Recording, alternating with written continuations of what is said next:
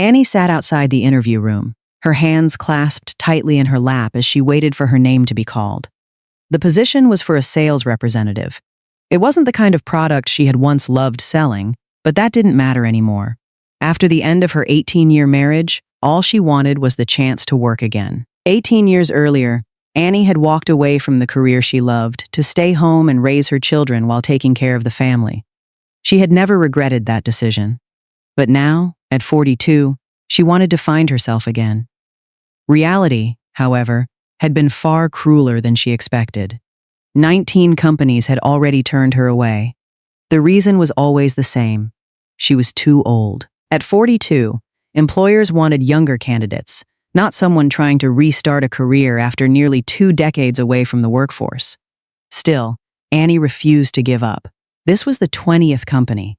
She felt more hopeful than before. It was only a small business with a few dozen employees, and she knew she still had something valuable to offer. Experience, responsibility, and years of working with customers weren't things that disappeared with age. Even so, the waiting area made her confidence waver. Around her sat young men and women no older than 24 or 25. For a brief moment, it felt like looking at the person she had been 18 years ago. When her name was finally called, Annie took a deep breath, straightened her shoulders, and walked into the interview room. 10 minutes later, she walked back out. The disappointment on her face said everything before a single word was spoken. Was there really no place left for middle-aged people who simply wanted another chance? Annie stepped outside with a quiet sigh. Across the street, Maya, her oldest daughter, spotted her immediately. "I figured this might happen," Maya said with a playful smile as she walked over. "So don't be too upset. Since you failed today, lunch is on me." Annie couldn't help but laugh. "Fine," she replied. "Then I'm ordering the most expensive thing on the menu and spending all your money." "Go ahead," Maya teased. "I only invited you because I knew you'd say that." Mother and daughter laughed together before walking hand in hand down the busy sidewalk, trying to leave behind another rejection and the painful reality that after 18 years as a housewife, even the simple dream of working again had become far harder than Annie had ever imagined. Annie and Maya pushed open the door of Sweet Memory, the little ice cream shop that had become their favorite family place. They settled into their usual table by the window after Annie's 20th job interview. "So, what did they say this time?" Maya asked. Annie let out a quiet sigh. "They said my experience and skills were exactly what they needed." She forced a smile. "But they also said I was too old for the position." Maya rolled her eyes. "Their loss." Annie shrugged. "I guess 42 isn't the age companies are looking for when they're hiring salespeople." Maya suddenly grinned. "By the way, aren't you afraid Dad might walk in here?" Annie laughed. "So what if he does? What if he sits right next to us? Then he can sit at another table. And if he wants to eat here? That's his business. This place doesn't belong to him." Maya burst into laughter. "There she is. That's the mom I know." A waitress walked over with a smile. "What can I get for you?" "Strawberry, please," Annie replied without looking at the menu. "Vanilla for me," Maya said. A few minutes later, the waitress returned with 2 cups of ice cream. Annie reached for her strawberry ice cream before glancing at Maya's cup. She frowned. "You ordered vanilla on purpose, didn't you?" Maya blinked innocently. "Mom, I can eat whatever flavor I want." Annie narrowed her eyes. "Out of every flavor in this shop, you had to pick vanilla?" Maya burst into laughter. "See? I knew you'd react like this." Annie shook her head, pretending to be annoyed. Then her eyes settled on the 2 cups resting side by side on the table. Strawberry. Vanilla. Her smile slowly disappeared. 18 years earlier, those had been the exact same 2 flavors sitting between her and Thomas on their very first date. 18 years earlier, Sweet Memory was just as warm as it was today. The afternoon sun poured through the windows, painting soft golden patches across the wooden floor. Annie pushed open the door with both hands, nervously smoothing the wrinkles on her dress before looking around. Thomas was already waiting by the window. The moment he saw her, he stood up so quickly that he nearly knocked over his chair. "Hi," Annie smiled shyly. "Sorry I'm late." Thomas shook his head. "I've only been here a few minutes." He pulled out the chair across from him. "Please." Annie sat down, trying to hide how nervous she was. Neither of them spoke for a few seconds before they both laughed at the awkward silence. So, Thomas scratched the back of his neck. I guess first dates are always a little weird. Annie nodded, laughing softly. I was just thinking the same thing. The tension melted away almost instantly. They spent the next half hour talking about work, family, and everything in between. Annie told him she worked in phone accessories sales and dreamed of one day opening a small shop of her own. Thomas listened without interrupting, genuinely interested in every word she said. When the waitress came over, Annie didn't even need the menu. Strawberry, please. Thomas smiled. Vanilla for me. The waitress walked away, leaving the two of them smiling at each other again. Can I ask you something? Thomas said. Go ahead. Why strawberry? Annie looked at him and laughed. Because it's sweet without trying too hard. That's a surprisingly serious answer for ice cream. Well, you asked, Thomas chuckled. Fair enough. A few minutes later, the waitress returned with their ice cream. As Annie reached for her spoon, Thomas pulled a tiny gift box from his jacket pocket and slid it across the table. Annie blinked in surprise. What's this? Just open it. Inside was a small silver charm shaped like a bear. Annie looked up at him with a puzzled smile. A bear? Thomas rubbed the back of his neck, suddenly embarrassed. I don't know. Bears look strong on the outside, but they're actually gentle. It reminded me of the kind of man I hope to become. Annie held the tiny charm in her palm before smiling warmly. Then I guess you're bear now. Thomas laughed. Bear? It suits you. Annie glanced toward the small display shelf near the register, stood up for a moment, and returned carrying another tiny box. Then this is for you. Thomas opened it and found a silver lion charm inside. A lion? Annie smiled, because every bear needs a lion beside him. Thomas looked at the little charm, then back at Annie. A slow smile spread across his face. Bear and lion. Annie nodded. Bear and lion. Neither of them knew it then, but those two little charms would stay with them for the next 18 years. Over the next several months, Thomas slowly became the most important person in Annie's life.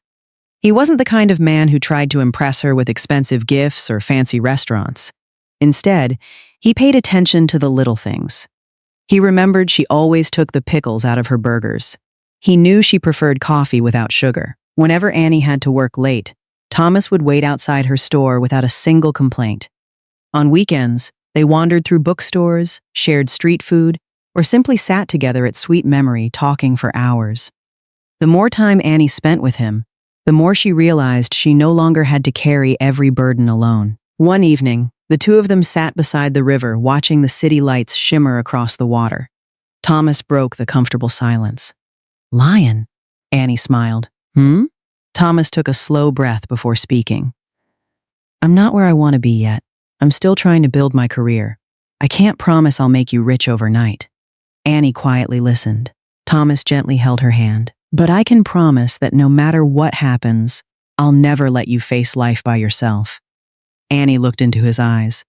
There wasn't a trace of hesitation in his voice. She believed every word. A few months later, Thomas received his first promotion at the electronics company where he worked.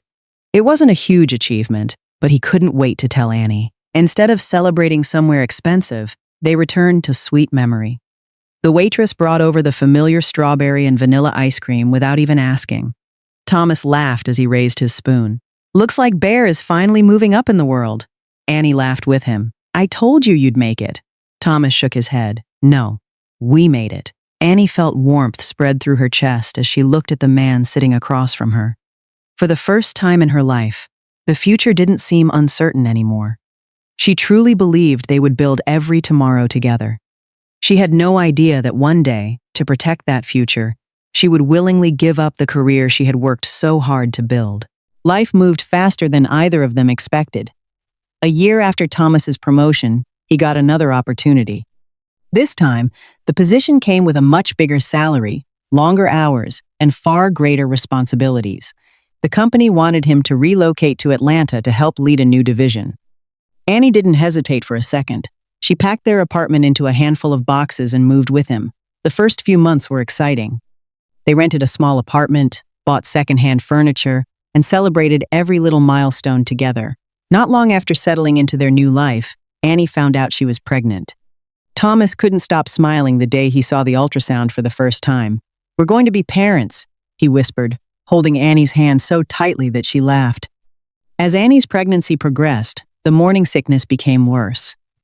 She often felt exhausted before noon, yet she still insisted on going to work. One evening, Thomas found her asleep on the couch, still wearing her work clothes. He gently covered her with a blanket before sitting beside her. "Lion." Annie slowly opened her eyes. "Hmm?" Thomas hesitated for a moment. "Annie, maybe it's time for you to quit your job." Annie immediately shook her head. "No, I like working." "I know." Thomas squeezed her hand. "But you don't have to carry everything anymore. Let me take care of us for a while." Annie looked down at her growing belly. She had spent years building her career in phone accessories sales. She loved meeting customers, learning about new products, and dreaming that one day she might open a small shop of her own. Walking away from that dream wasn't easy. Thomas gently rested his hand on her stomach. "Our baby needs you more than any company does." Annie remained silent for a long time. Finally, she smiled through watery eyes. "Just until the baby grows up," she said softly. "Then I'll go back to work." Thomas kissed her forehead without realizing that promise would take far longer than either of them imagined. The next morning, Annie handed in her resignation. She walked out of the store, carrying a small cardboard box filled with the belongings she had collected over the years. Before getting into Thomas's car, she turned around for one last look, and she smiled, believing she would return in just a few years. She didn't know that the goodbye she had whispered to her career would last for the next 18 years. The years passed more quickly than Annie ever imagined. Maya became a big sister when Rich was born, and a few years later, Bella completed their family. Their small apartment gradually became a comfortable home. Thomas kept climbing the corporate ladder, leaving earlier each morning and coming home later each night. Annie stayed behind, making sure everything else never fell apart. Every morning began before sunrise.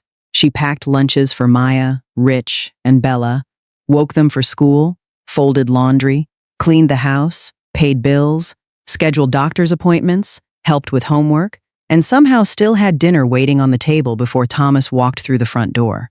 No one ever asked how many hours she worked. Because she wasn't earning a paycheck anymore, it slowly became invisible. Whenever friends asked what she did, Annie would simply smile. "I'm a stay-at-home mom." It sounded simple. Living it never was. Once in a while, she would pass an electronics store and stop for a few seconds, looking at the newest phone accessories displayed in the window.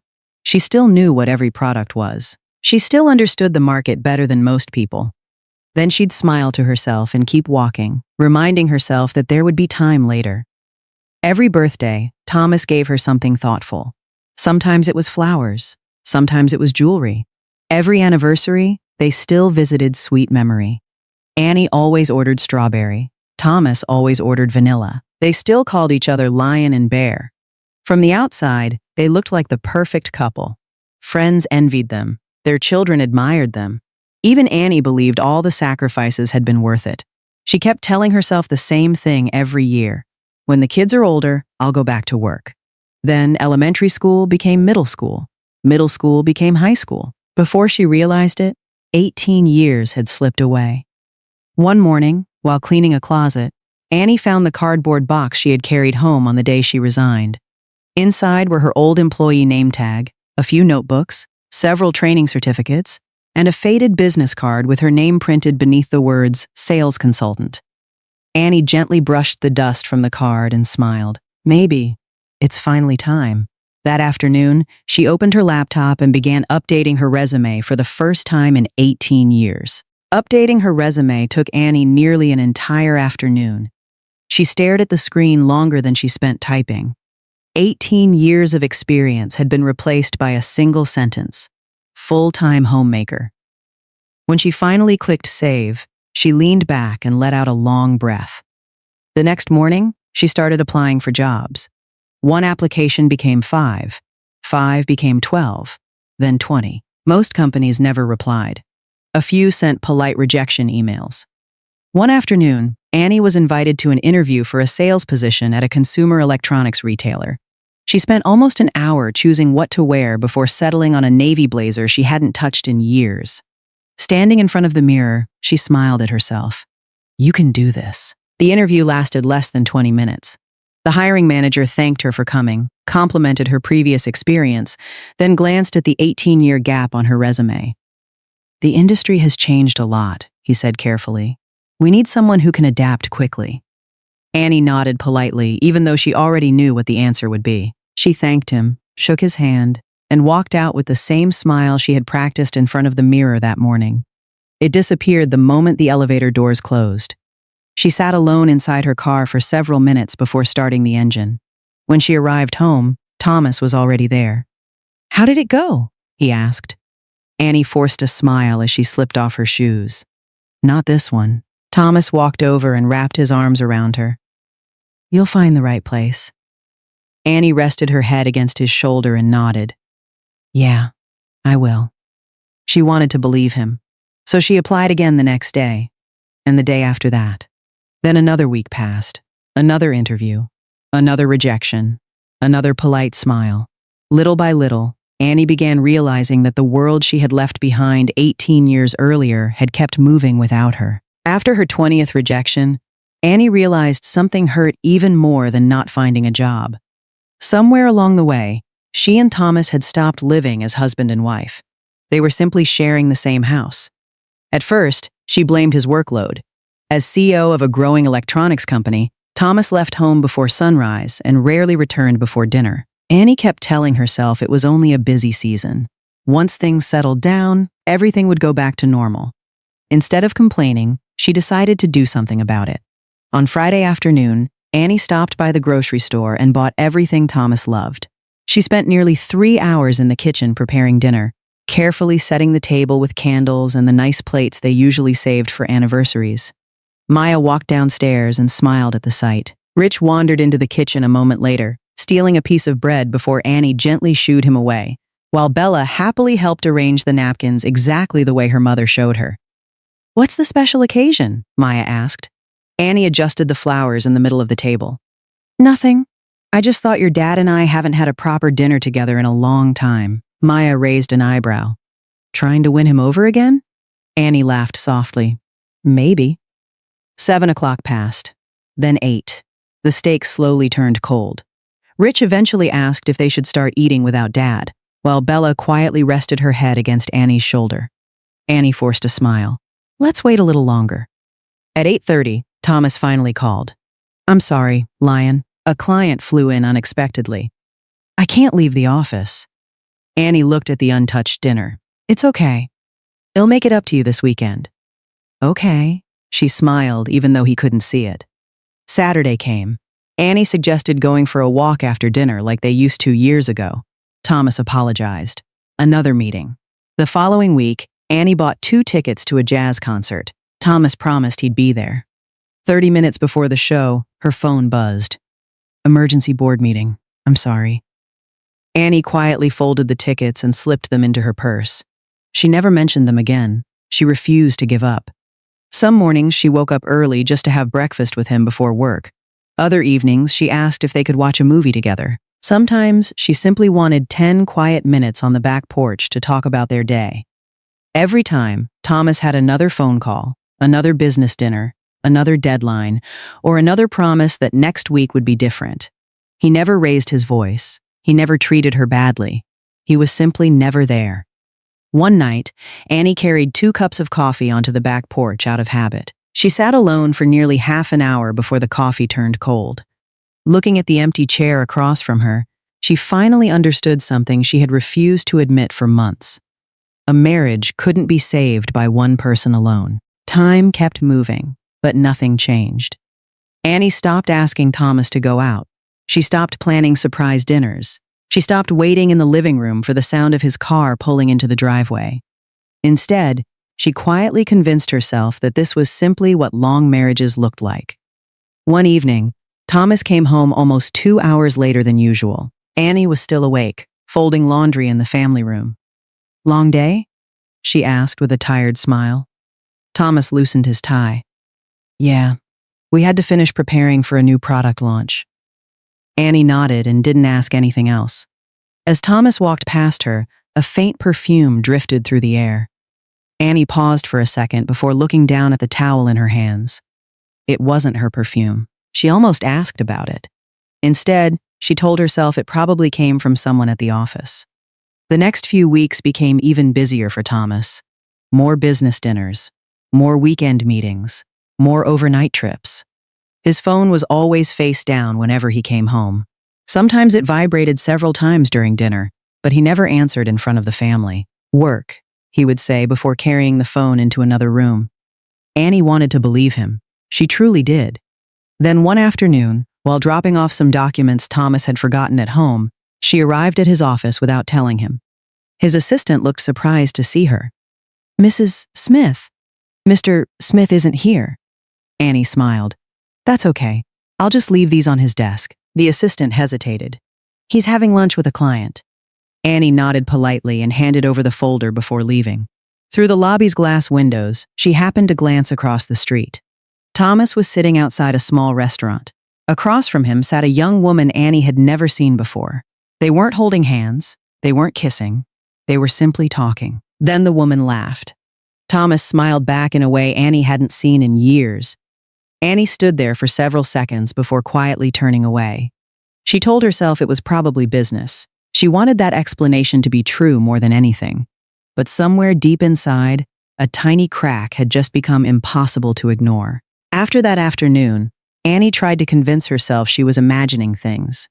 Thomas had spent years building his company. Of course he would meet clients. Of course he would work with younger employees. She refused to let one lunch destroy 18 years of trust. But once doubt entered her mind, she began noticing things she had overlooked before. Thomas smiled at his phone more often than he smiled at home. He carried it everywhere, even to the bathroom. Whenever it rang, he stepped outside to answer. If Annie walked into the room while he was texting, the screen would be locked before she reached him. None of those things proved anything. Yet together, they slowly chipped away at the marriage Annie had spent nearly 2 decades protecting. One Friday evening, Thomas kissed Annie on the forehead before grabbing his car keys. "Business dinner. Don't wait up." Annie smiled as she always did. "Drive safely." An hour later, Maya came downstairs holding her phone. "Mom, have you seen this?" Annie looked up from the laundry. Maya hesitated before turning the screen around. It was a photo someone had posted online from an upscale downtown restaurant. Several executives from Thomas's company were gathered around a long table celebrating a successful product launch. Annie recognized Thomas immediately. She also recognized the young woman from outside the restaurant a few weeks earlier. She wasn't sitting across from him this time. She was sitting beside him. They were leaning toward each other, laughing while everyone else looked toward the camera. Annie stared at the photo without saying a word. Maya frowned. "Isn't that the woman you told me about?" Annie forced herself to smile. "It's probably nothing." Maya looked unconvinced, but didn't argue. After Maya went upstairs, Annie opened the photo again. Her fingers slowly zoomed in. Thomas's hand rested beneath the table. The woman's hand rested there too. Most of it was hidden by the tablecloth. Only their fingers were visible. They were intertwined. Annie felt the room spin around her. She looked at the front door, waiting for Thomas to come home and somehow explain what she had just seen. Deep down, however, she already knew there was no explanation that could put 18 years back together. Thomas came home just after 10 that night. As soon as he stepped inside, he sensed something was different. The house was quiet. The television was off. Annie was sitting alone at the dining table with her phone in front of her. "You're still awake?" he asked. Annie looked at him calmly. "How was your business dinner?" Thomas loosened his tie. "It went well." Annie nodded once. "Who was there?" "The management team. A few department heads." Annie picked up her phone and turned the screen toward him. The photo from the restaurant filled the display. Thomas's expression froze for the first time that evening. "I see your management team," Annie said quietly. "I also see her." Thomas remained silent. "Who is she?" After several long seconds, he answered. "Her name is Sophia. She joined the company a few months ago." Annie looked into his eyes. "Are you having an affair?" Thomas immediately shook his head. "No." Annie kept staring at him. "Then why are you holding her hand?" Thomas lowered his eyes. The silence between them lasted so long that it became its own answer. Annie felt tears burning in her eyes, but she refused to let them fall. "How long?" Thomas finally spoke in a voice barely above a whisper. A few months. Annie closed her eyes. 18 years of marriage suddenly felt impossibly fragile. Why? She asked. Thomas rubbed his forehead. I don't know when it happened. Annie laughed bitterly. People don't accidentally fall into someone else's arms, Thomas. He looked at her with guilt written across his face. I never meant to hurt you. Annie slowly stood up. But you did. Thomas took a step toward her. Annie, we can fix this. She shook her head. I spent months trying to fix this marriage by myself. Her voice finally trembled. I cooked your favorite meals. I waited for you every night. I asked you to spend time with me. I kept believing every promise you made. She looked directly into his eyes. While I was trying to save our marriage, you were building another relationship. Thomas had no words left. Annie wiped away a tear before it could fall. Tonight, I finally understand something. Thomas looked up hopefully. Annie's voice was calm, almost painfully calm. The marriage I was trying to save no longer exists.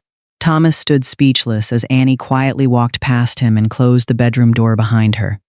Neither of them slept that night. The next morning, Annie woke before sunrise, just as she had for nearly 20 years. She made coffee.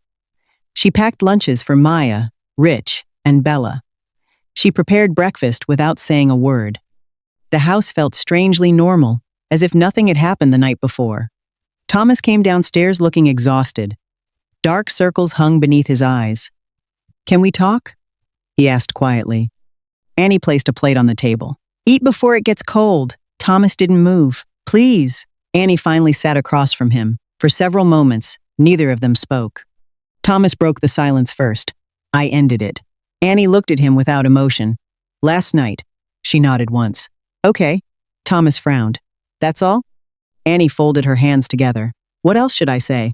I'm sorry. Annie gave a faint, tired smile. I know you are. Thomas leaned forward.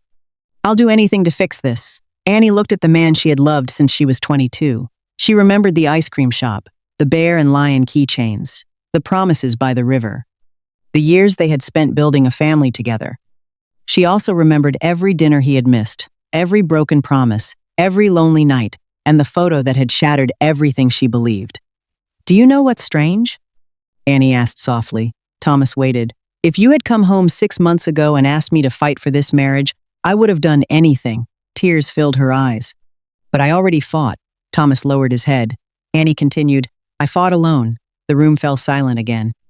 Upstairs, the quiet sound of the children getting ready for school drifted through the house, a reminder that every choice they made would affect more than just the two of them.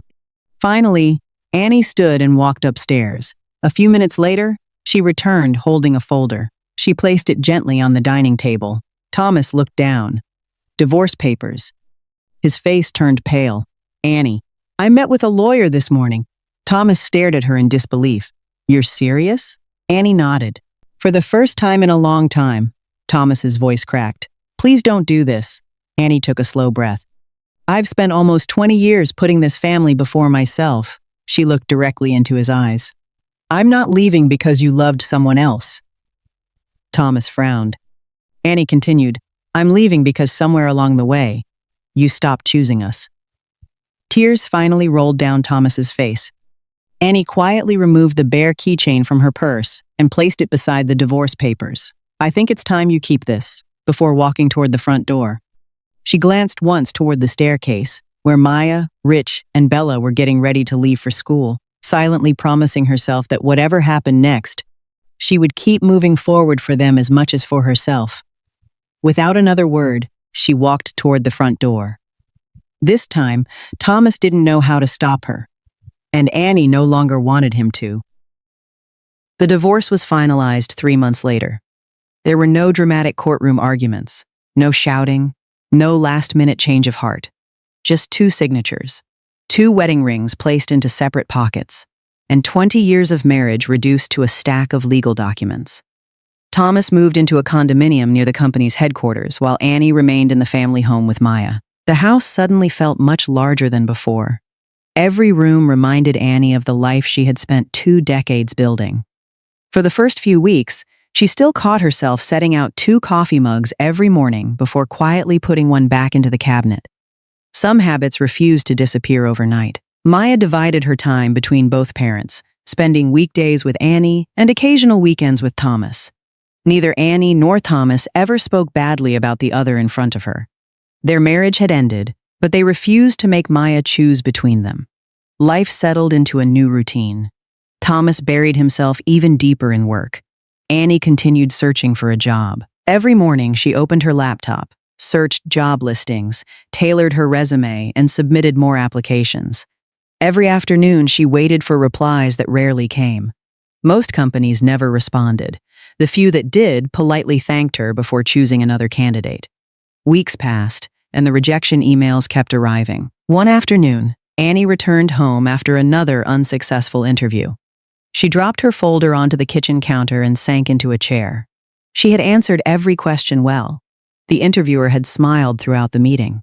Yet she already knew the answer before opening the email that arrived an hour later. "We appreciate your interest, but we have decided to move forward with another candidate." Annie quietly closed the laptop. She wasn't angry anymore. She was simply exhausted. Later that evening, she stood alone in the living room, looking around the house. The polished wooden floors, the family photographs lining the walls, the furniture she had chosen years ago. Every corner reflected the years she had devoted to supporting someone else's dream. She whispered to herself, "Who am I without this family?" It was the first time she had asked herself that question. For 20 years, she had been Thomas's wife. She had been Maya's mother. She had organized birthdays, packed lunches, cleaned the house, supported Thomas's career, and put everyone else's needs before her own. Somewhere along the way, she had stopped thinking about the woman she used to be. Annie slowly picked up her old resume from the table. She looked at her own name for a long moment before taking a deep breath. If no company believed in her anymore, then she would have to start believing in herself first. That quiet realization became the first real step toward rebuilding a life that belonged to Annie alone. A week after the divorce became official, Annie received another interview invitation. This time, it was for a sales associate position at a consumer electronics retailer. She spent the entire evening preparing, researching the company, and practicing answers in front of the mirror. The interview itself went well. The manager smiled often, complimented her communication skills, and even said her previous sales experience was impressive. For the first time in months, Annie drove home feeling hopeful. The next afternoon, an email arrived.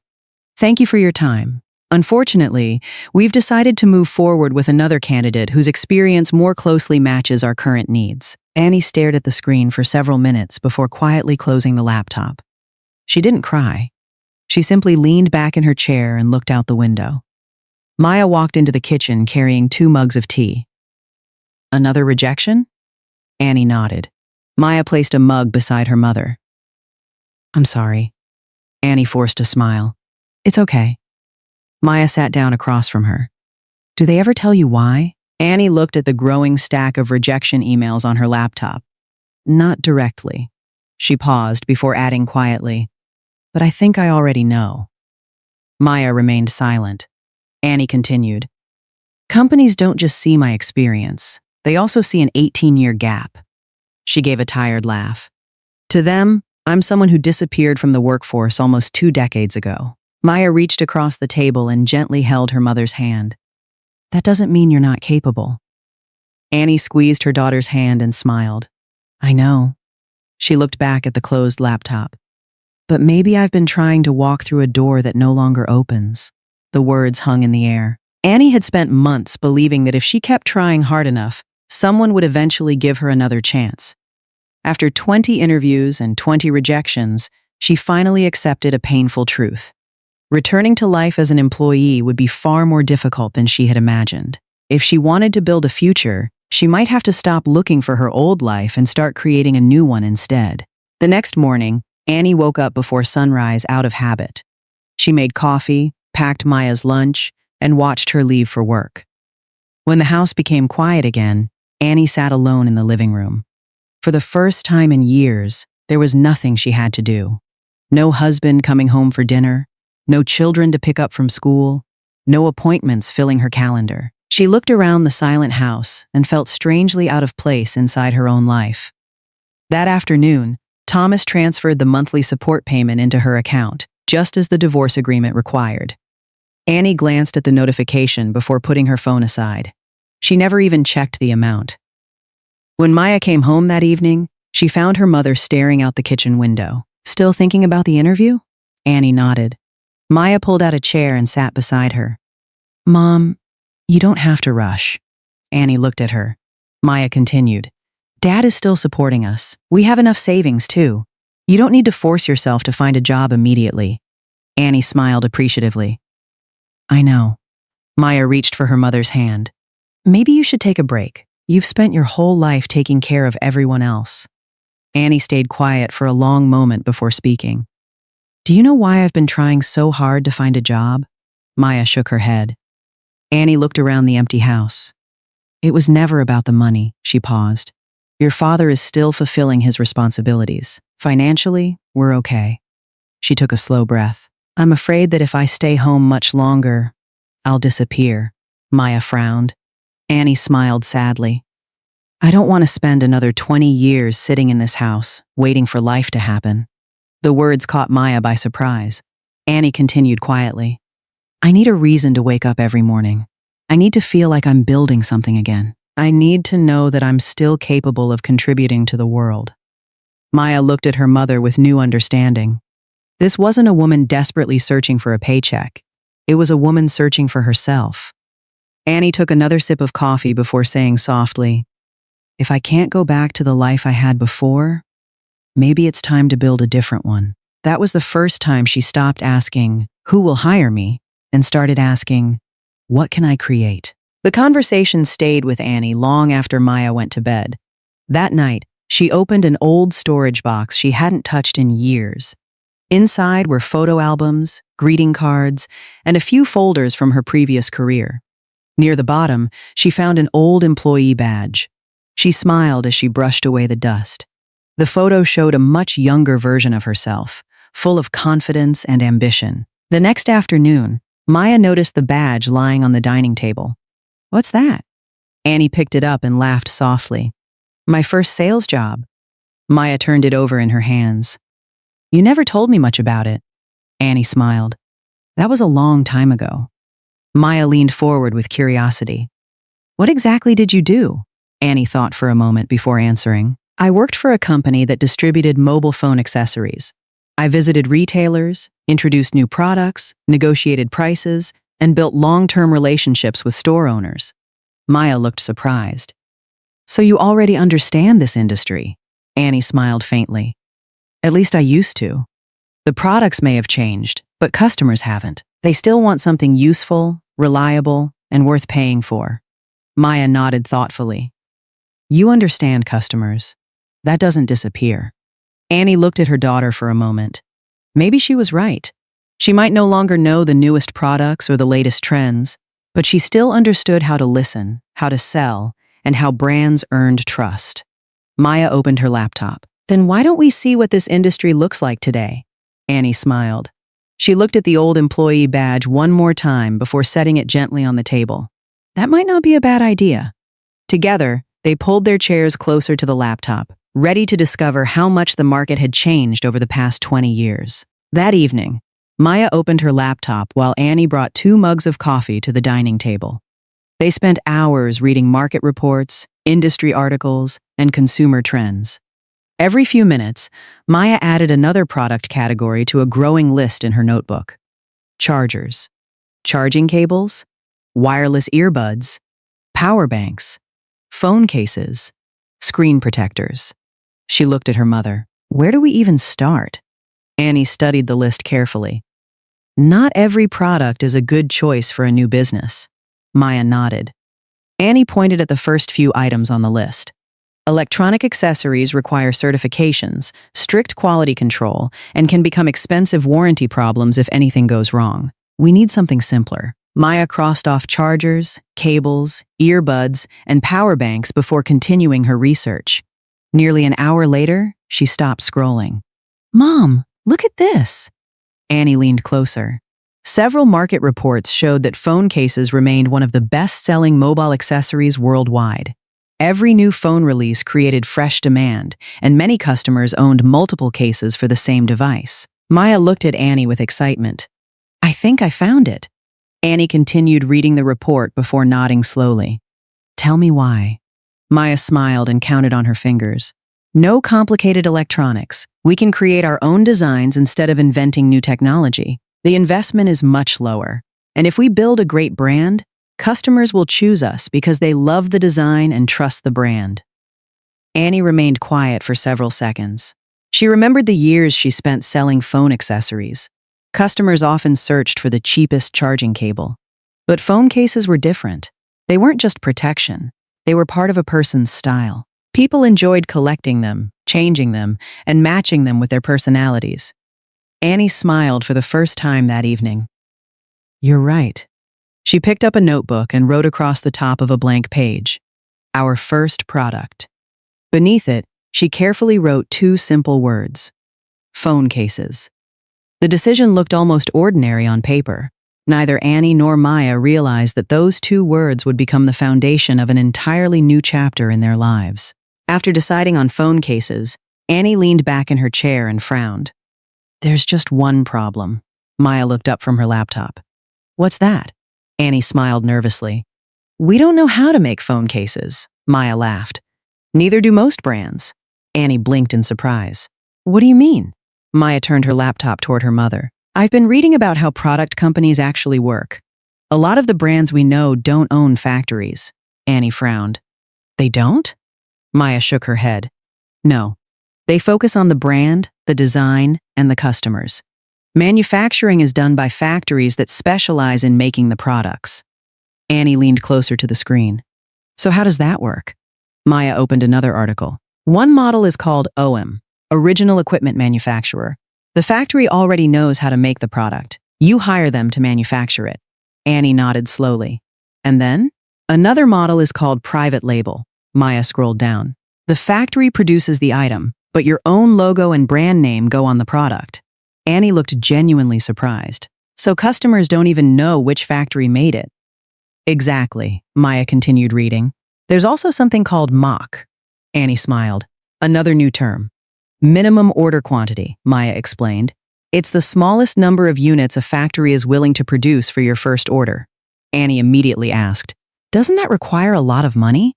Maya shook her head. "Not necessarily. Many factories now work with small businesses. Some even allow relatively small trial orders before larger production runs." Annie sat quietly, processing everything she had just learned. "So let me get this straight." Maya nodded. "We don't need our own factory." "No." "We don't need expensive machines." "No." "We don't need to invent a new phone case from scratch." Maya smiled.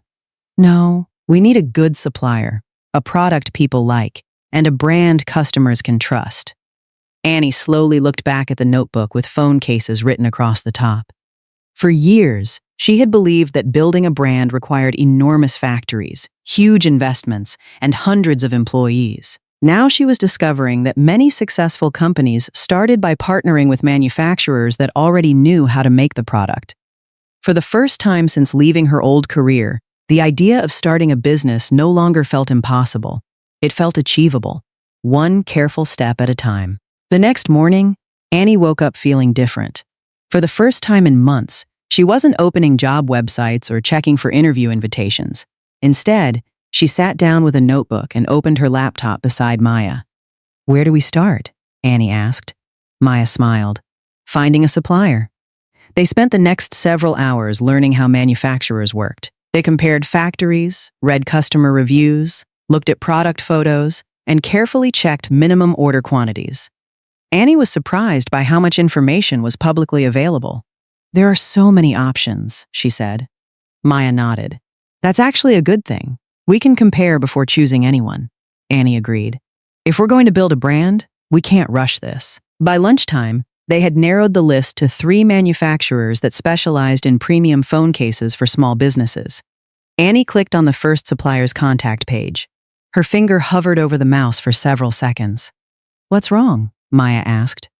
Annie smiled nervously. "It suddenly feels real." Maya laughed. Because it is. Annie took a deep breath and clicked Contact Supplier. She introduced herself, explained that she wanted to build a new phone case brand, and asked about product quality, customization options, pricing, and sample orders. Before pressing send, she hesitated one last time. Ready? Maya asked. Annie smiled. Ready. She clicked the button. A few seconds later, the confirmation message appeared on the screen. Annie stared at it quietly. It wasn't a large investment. It wasn't a signed contract. It wasn't even an order yet. But it was the first real action she had taken toward building something of her own. That afternoon, Annie opened a fresh notebook and wrote a new heading across the first page. Brand Ideas. Beneath it, she left the page blank. Any ideas? Maya asked. Annie laughed. Not yet. She closed the notebook with a smile. One step at a time. As the afternoon sunlight streamed through the kitchen window, Annie realized something had changed. Just a few weeks earlier, she had been waiting for someone to give her another chance. Now she was creating one for herself. The road ahead was uncertain, and she knew there would be mistakes, setbacks, and lessons she couldn't yet imagine. But for the first time since her marriage ended, Annie wasn't looking back anymore. She was looking forward. And that made all the difference. The morning after contacting several suppliers, Annie woke up to 3 new emails in her inbox. Her heart skipped a beat as she opened the first one. Instead of a simple price list, she found pages of product specifications, manufacturing options, shipping terms, and unfamiliar business terminology. She frowned. I thought they were just going to tell us how much the cases cost. Maya laughed as she pulled up a chair beside her. Looks like there's a lot more to it. Annie clicked through the documents one by one. Every answer seemed to introduce 3 new questions. One supplier asked which material she preferred. Another wanted to know whether she wanted a matte finish or a glossy finish. A third asked if she needed custom molds or existing designs. Annie rubbed her forehead. 18 years ago, my job started after the product already existed. Maya looked at her. What do you mean? Annie smiled. Back then, factories made the products. My job was to convince stores to buy them. She looked back at the screen. Now I have to understand the product before I can even sell it. Over the next few days, Annie filled an entire notebook with handwritten notes. She learned how different materials, finishes, and manufacturing choices affected both quality and cost. She also realized that building a product was only half the job. Shipping, customs, packaging, and delivery were just as important if she wanted customers to receive a product they could trust. One evening, she closed her notebook and leaned back with a tired sigh. I thought I understood this industry. Maya looked up from her laptop. You do. Annie smiled. No. She gently shook her head. I understood the industry 20 years ago. She looked at the pages filled with notes and unfamiliar terms. This is a completely different world. For a brief moment, she wondered if she had made another mistake. She had already spent months trying to return to a career that no longer existed. Now she was stepping into an industry that had changed beyond recognition.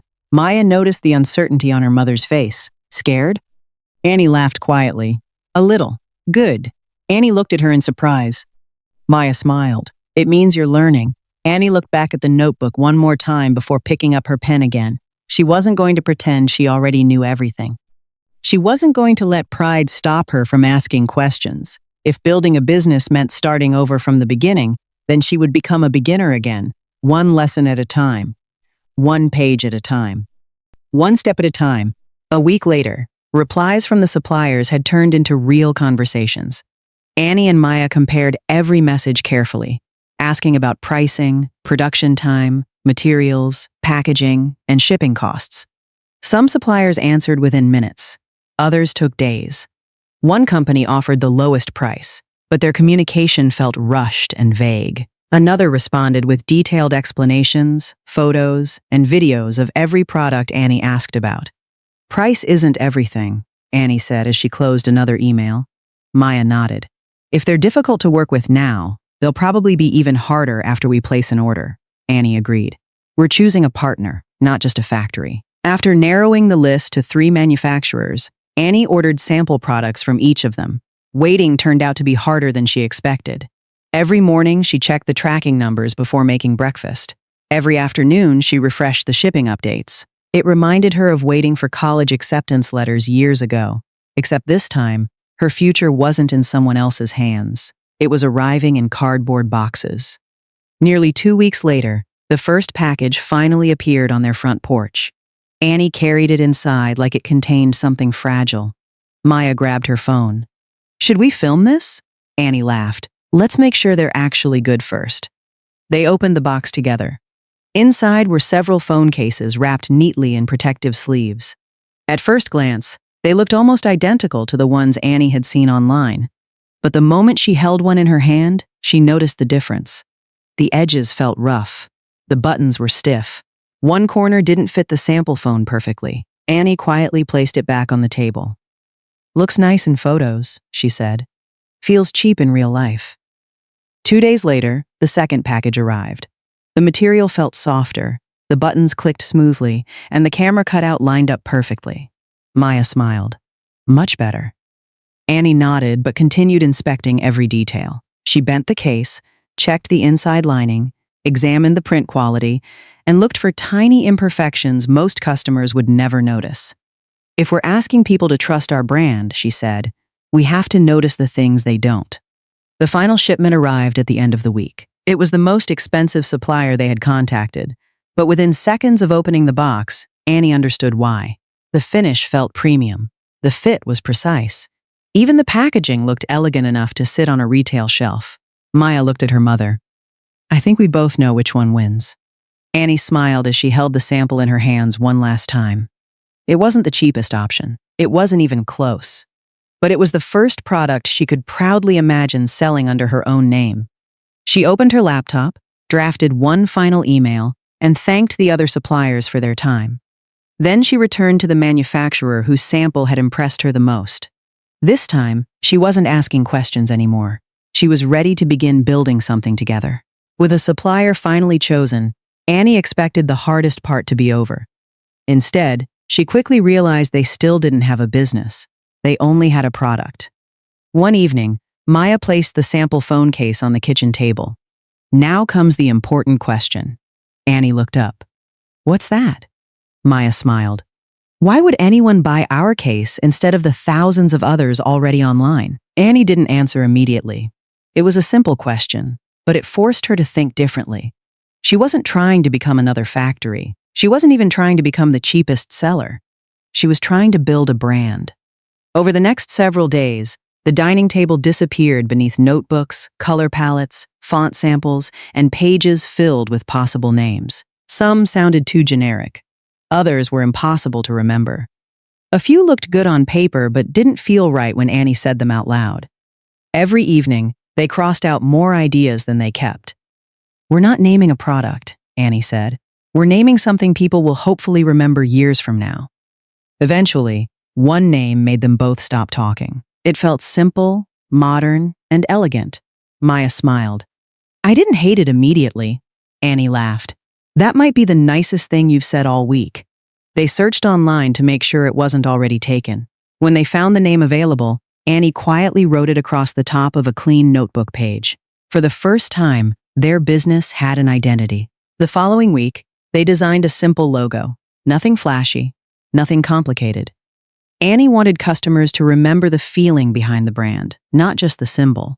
They chose clean typography, soft neutral colors, and minimal packaging that looked premium without feeling expensive. Maya held the sample box beside the old packaging from the factory. "It's funny," she said. "The phone case inside is almost the same." Annie smiled. "But the experience isn't." She carefully placed the case back into the new package. "People don't only buy products," Maya nodded. "They buy how those products make them feel." Annie looked around the table, covered with sketches, packaging samples, and branding notes. Months earlier, she had believed she was simply trying to sell phone cases. Now she understood she was building something much bigger. Every decision, from the logo to the packaging to the message inside the box, would tell customers who they were before they ever held the product in their hands. Annie closed the notebook and smiled with quiet satisfaction. For the first time, this no longer felt like an idea. It finally felt like a real brand. The following week, Everything they had spent months building finally came together. The supplier confirmed the first production run. The packaging was finished, the logo was printed, the product photos were ready. Annie looked around the dining table that had slowly transformed into a temporary office. A few months earlier, it had been covered with rejection letters and job applications. Now it was filled with phone cases, shipping boxes, notebooks, and a laptop displaying the homepage of their online store. Maya smiled. Ready? Annie took a deep breath. As ready as I'll ever be. Together, they uploaded every product photo to their Shopify store. Annie carefully wrote each product description, making sure every word sounded honest instead of exaggerated. She didn't promise the world's strongest phone case or the lowest price online. She simply explained the quality, the design, and why they believed customers would enjoy using it every day. After finishing the website, they created an Instagram page for the brand, then a TikTok account. Maya spent the afternoon filming short videos showing different phone case designs while Annie answered comments and organized the product catalog. By early evening, everything was finally connected. Website, social media, payment system, shipping settings, inventory. Annie stared at the screen for several seconds before moving the mouse over one final button. Publish store. Maya looked at her mother. This is it. Annie smiled nervously. This is it. She clicked the button. Their online store was officially live. Neither of them spoke for a moment. Annie refreshed the dashboard. 0 visitors, 0 orders. Maya shrugged. It's only been a minute. Annie laughed. You're right. Over the next few days, more visitors slowly found the website. Some browsed through the collection. A few even added products to their carts. But every time Annie checked the dashboard, the number she hoped would change remained the same. 0 orders. One evening, Annie quietly closed her laptop and stared out the kitchen window. Building the website had been difficult. Finding suppliers had been difficult. Creating the brand had been difficult. But somehow, the hardest part had only just begun. She had finally opened the doors to her business. Now she had to figure out how to convince someone to walk inside. The first week passed without a single sale. Annie told herself it was normal. Every new business needed time. She kept posting on Instagram, uploaded short videos to TikTok, and shared behind-the-scenes photos of the brand they had spent months creating. A few people liked the posts. Some left encouraging comments. Others followed the account. But none of them became customers. Maybe we just need more traffic, Maya said one evening. Annie nodded. Then let's try advertising. She spent the next several days learning the basics of online ads. Audience targeting, daily budgets, click-through rates, cost per click. Every lesson reminded her how different business had become. Back when she worked in sales, success came from shaking hands, visiting stores, and building relationships face-to-face. Now, customers were reached through algorithms she couldn't even see. Annie launched her first campaign with a small budget. She watched the dashboard throughout the day as visitors began arriving on the website. 10 visitors became 50. 50 became over 100. Annie smiled with cautious optimism. People are finally finding us. Maya refreshed the store dashboard. Still no orders. Annie tried another advertisement with different photos, then another with a different audience. She rewrote product descriptions, changed headlines, adjusted prices, and even redesigned the homepage. Every change brought another wave of visitors. Every evening ended the same way. 0 new orders. One afternoon, Annie opened the advertising report and quietly stared at the total amount they had spent. It wasn't enough to ruin them financially, but it was enough to make her stomach tighten. She slowly closed the laptop without saying a word. Maya noticed immediately. Mom? Annie forced a smile that disappeared almost as quickly as it appeared. Maybe those companies were right, Maya frowned. What companies? Annie looked down at her hands. The ones that interviewed me. Her voice was barely above a whisper. Maybe I'm too old to start over. The kitchen fell silent. For months, Annie had carried herself with determination, refusing to let rejection define her. Now, for the first time, Maya could hear genuine doubt in her mother's voice. She walked across the room and sat beside her. Do you remember what you told me when I was little? Annie looked up. Maya smiled softly. You used to say that failing once doesn't mean you're a failure. It only means one approach didn't work. Annie laughed quietly through tired eyes. I really said that? More than once. Maya reached over and squeezed her mother's hand. So why are you giving yourself less patience than you gave me? Annie looked around at the sample products, the packaging, the notebooks filled with ideas, and the brand they had built from nothing. They had come too far to quit because the first attempt hadn't worked. She took a long breath before opening the laptop again. One more try, she said. But this time, we're going to figure out what our customers actually want instead of guessing. Maya smiled. Now that sounds like the mom I know. The next morning, Annie stopped changing everything. Instead of rewriting the website again, she and Maya spent hours reading customer reviews from successful phone case brands. They noticed the same pattern over and over. People rarely talked about technical specifications. They talked about how the case felt in their hands, how it matched their style, and how it made them feel more confident carrying their phones every day. Annie closed one review and smiled. We've been selling features. Maya nodded. But customers are buying emotions. Together, they rewrote the product pages. They replaced technical language with simple, honest descriptions. Maya filmed new videos showing everyday moments instead of close-up product shots. Annie began sharing the story behind the brand instead of treating it like another online store. They weren't pretending to be a giant company anymore. They were simply introducing themselves. A few days later, Annie was making breakfast when Maya suddenly shouted from the dining room, "Mom!" Annie rushed in, thinking something had gone wrong. Maya pointed at the laptop screen with both hands. Neither of them spoke for a second. In the corner of the Shopify dashboard, a small notification had appeared. New order. Annie blinked several times, convinced she was reading it incorrectly. Refresh it, she whispered. Maya refreshed the page. The notification was still there. One customer. One phone case. Annie slowly clicked on the order details.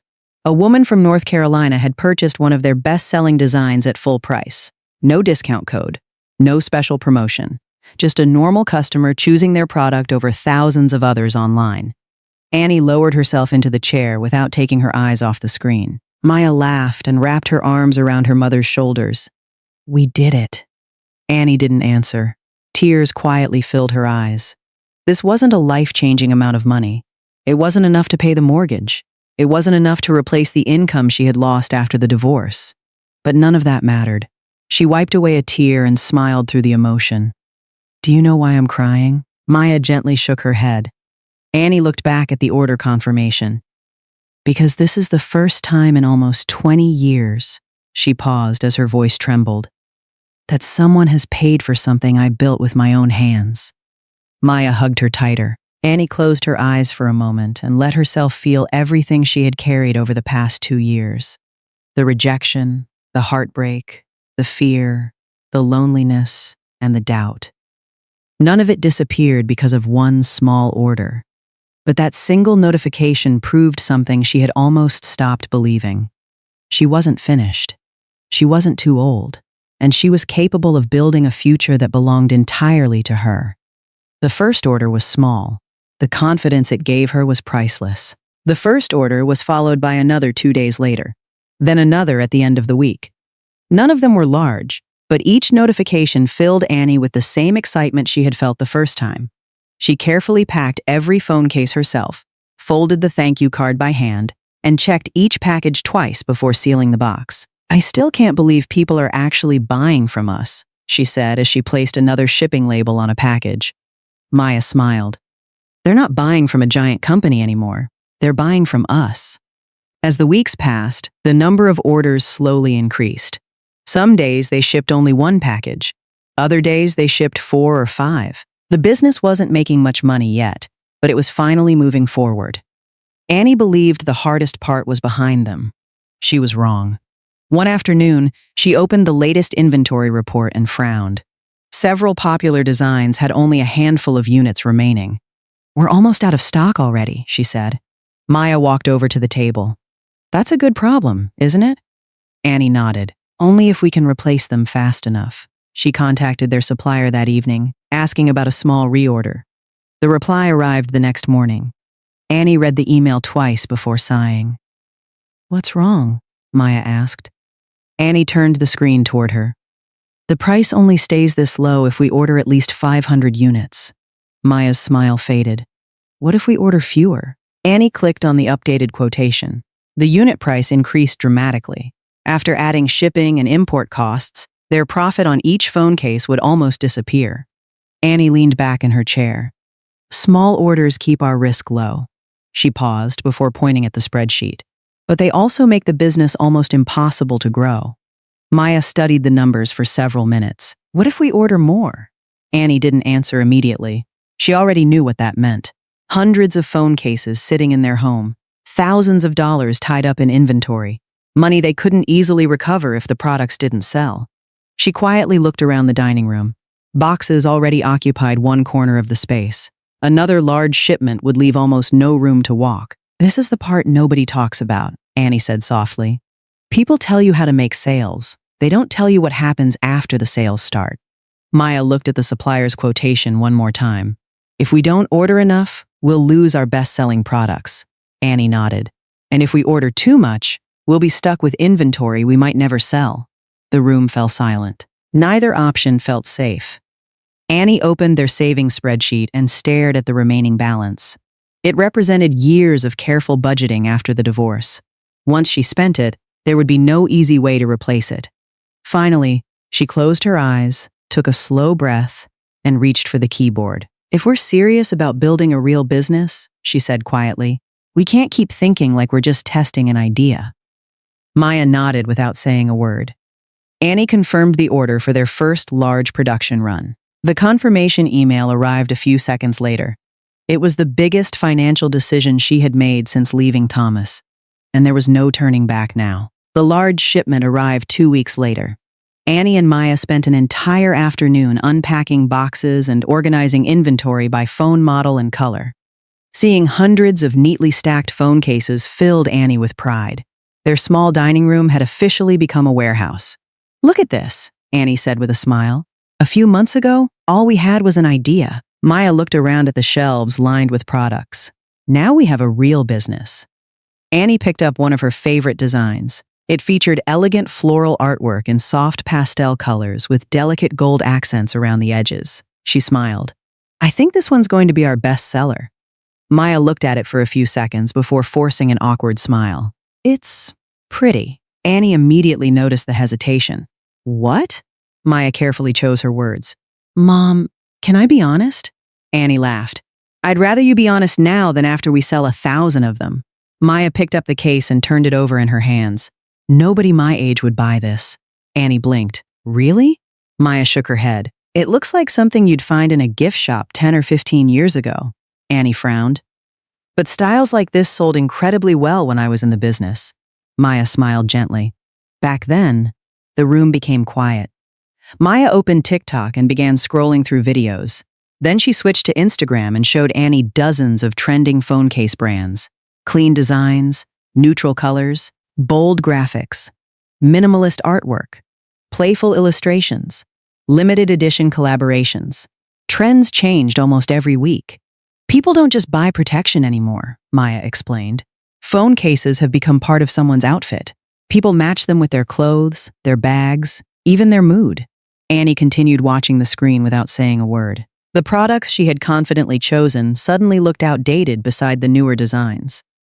And trends move incredibly fast now, Maya continued. Something that's popular today might be forgotten 3 months from now. Annie slowly placed her favorite sample back on the table. I've been choosing products based on customers I used to know. Maya nodded softly. Annie looked around at the hundreds of cases stacked neatly inside their home. Every purchasing decision had come from experience she had trusted for nearly 2 decades. But experience alone wasn't enough anymore. The market had moved on while she was busy raising a family.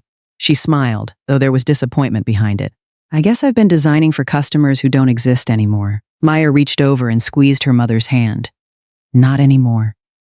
Annie looked back at the shelves one last time before opening her notebook. She drew a line through several future product ideas and started a brand new page. At the top, she wrote 3 simple words. Know your customer. If they wanted this business to survive, Annie realized she would have to stop selling to the past and start understanding the people buying today. Annie refused to blame the market for her slow sales. The problem wasn't that people didn't want phone cases. The problem was that she hadn't fully understood what they wanted. Over the next few weeks, she and Maya began searching for new manufacturers instead of relying on the one they had started with. Every evening after dinner, the dining table became an office again. Supplier catalogs covered one side of the table, while sample cases covered the other. Annie compared prices, materials, production times, shipping costs, and customer reviews. Maya focused on communication. "This company takes 3 days to answer one email," she said. Annie crossed another name off the list. "If they're this slow before we pay them, imagine what happens afterward." They requested quotations from several new factories. Some were cheaper, but refused to customize small orders. Others had beautiful product photos, but poor online reviews. One supplier stood out almost immediately. Their replies arrived within hours.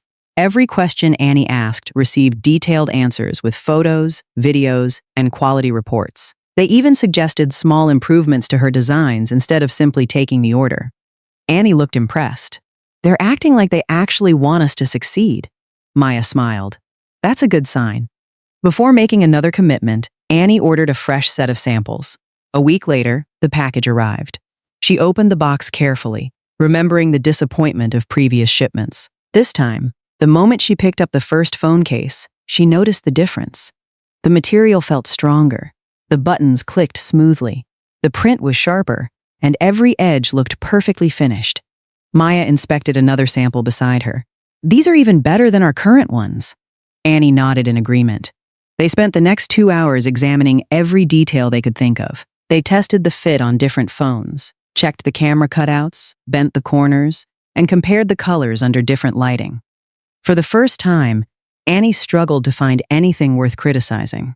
She smiled with quiet relief. "This is the quality I wanted from the beginning." The supplier's quotation wasn't the cheapest, but it was fair. More importantly, Annie trusted them. She remembered the lesson she had learned from her years in sales. The lowest price rarely created the strongest business relationship. Reliability was worth paying for. 2 days later, Annie signed the purchase order for a new production run. It was larger than anything they had ordered before. As she clicked confirm, she felt something she hadn't experienced in weeks. Hope. Maybe this shipment would finally give their brand the quality it deserved. Maybe this was the turning point they had been waiting for. Annie closed her laptop with a smile, believing they had finally found the right partner. She had no idea that the biggest setback of her journey was already on its way.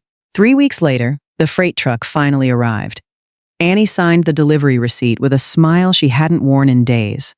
This shipment represented the biggest investment they had made since launching the business. If everything looked as good as the samples, they were finally ready to move forward with confidence. "Help me bring these inside," Annie called. Maya hurried over, and together they carried box after box into the dining room. By the time they finished, the space looked more like a small warehouse than a family home. Annie reached for a box cutter. "Moment of truth." Maya smiled. "I've been waiting for this." Annie carefully sliced through the tape and opened the first carton. Dozens of neatly packed phone cases sat inside. At first glance, everything looked fine. She picked one up, turned it over in her hands, and frowned. "That's strange." Maya looked over. "What?" Annie ran her thumb across the back of the case. The surface felt rougher than the sample they had approved. She picked up the original sample from the shelf and compared them side by side. The difference was obvious. This isn't the same material. Maya took both cases and immediately noticed it too. "The sample feels softer." Annie opened another package. Every case felt exactly the same. She pressed one of the side buttons. It barely moved before slowly popping back into place. Annie's smile disappeared. "Open another box." Maya quickly did as she was told. The next carton revealed even more problems. Several printed designs were slightly off-center. One case had a tiny scratch across the back, while another had glue residue around the camera cutout. Annie's heartbeat quickened. "No." As they checked more boxes, new defects kept appearing.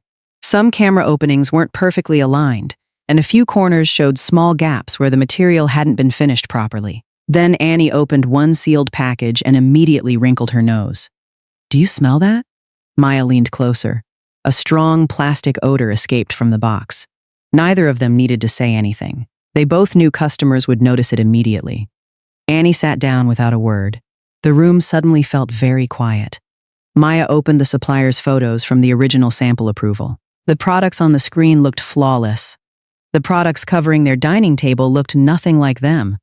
Annie quickly emailed the supplier with photos of every defect they had found. Hours later, the reply finally arrived.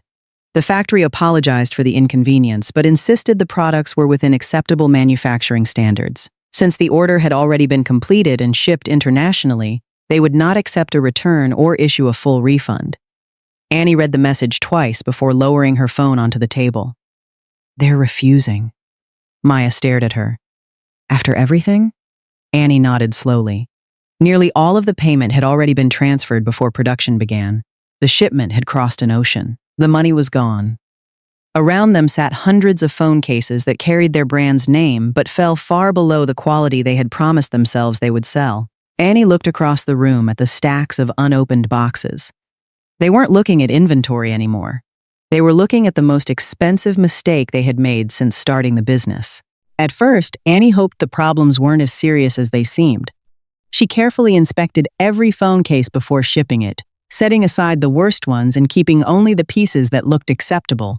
"Maybe most customers won't notice," she said quietly, more to convince herself than Maya. For a few days, everything seemed fine. The remaining orders were shipped, and Annie tried to focus on moving forward. Then the first email arrived. A customer politely explained that the buttons on the case felt stiff and asked if they had received a defective item. Annie immediately apologized and issued a refund without asking the customer to return it. "One bad product doesn't define us," she told Maya. But the second complaint came the next day. Then another. Soon, customers were reporting the same problems Annie had discovered herself. Buttons felt stiff, were. Printed designs peeled after only a few days. Camera openings didn't line up correctly, and some customers even complained about the strong plastic smell. Annie read every message herself. She never argued. She never blamed shipping. She never accused customers of exaggerating. Deep down, she knew they were telling the truth. Before long, one-star reviews began appearing publicly. "Looks nothing like the sample photos. Cheap quality. I wanted to support a small business, but I'm disappointed." Every notification felt heavier than the one before. Annie refunded order after order, watching the business account shrink with every click. The money they had worked so hard to earn disappeared almost as quickly as it had arrived. Worse still, new orders began slowing down. Their products no longer appeared as often in search results, and fewer people visited the website each day. Annie didn't need anyone to explain why. Poor reviews were damaging the reputation they had spent months trying to build. One evening, she walked into the dining room and quietly looked around. On one side of the room sat the first inventory they had ordered good quality products, but expensive enough to leave almost no profit after shipping and advertising. On the other side stood stacks of the newer shipment, the one with lower costs, but unacceptable quality. Neither pile felt like an asset anymore. One was too expensive to scale. The other was impossible to sell with a clear conscience. Maya walked in and found her mother standing silently between the two stacks of boxes. "What are you thinking?" Annie looked around the room before answering. "I've somehow managed to end up with two warehouses." Maya frowned. Annie gave a tired smile. "One full of products we can barely afford to sell." She looked toward the second pile. "And one full of products we shouldn't sell at all." For the first time since launching the business, Annie wasn't worrying about making more sales. She was wondering whether the business could survive at all. The house grew quiet after midnight, but Annie was still awake. She sat alone at the dining table with a calculator, a notebook, and a stack of unpaid invoices spread out in front of her. The only sound in the room came from the ticking kitchen clock. She entered the same numbers over and over, hoping they would somehow produce a different answer. They never did. Every refund drained the business account a little further, while every unopened box in the corner represented money she could no longer use. Annie rubbed her tired eyes and looked around the room. Just months earlier, this table had been covered with sketches and dreams about building a new future. Now it was buried beneath invoices, receipts, and spreadsheets filled with red numbers. She quietly closed the notebook and rested her head in her hands. Sleep had become almost impossible. Every night, she replayed every decision she had made since starting the business. Should she have ordered fewer units? Should she have trusted that supplier? Should she have listened to Maya sooner about changing the designs? The questions never stopped. One evening, Maya walked into the kitchen for a glass of water and froze when she saw the light still on. Annie was sitting exactly where she had been before Maya went to bed. "Mom, you haven't slept yet?" Annie forced a smile. "I just wanted to finish checking a few things." Maya glanced at the notebook. It wasn't business planning anymore. Annie had written the same calculations several times across different pages, as if repeating them might somehow erase the losses. Maya quietly sat beside her. "You don't have to figure everything out tonight." Annie stared at the table for a long moment before speaking. "I keep thinking about one thing." Maya waited. Annie's voice was barely above a whisper. "None of this would have happened if I hadn't asked you to do this with me." Maya immediately shook her head. "Mom, don't." Annie continued anyway. "You believed in me without asking for proof. You spent months helping me build this business." She looked toward the stacks of unsold inventory. "And what do you have to show for it?" Maya reached across the table and took her mother's hand. "I chose to be here." Annie's eyes filled with tears. "I was supposed to protect you." Maya squeezed her hand even tighter. "You did." Annie looked at her in confusion. Maya smiled softly.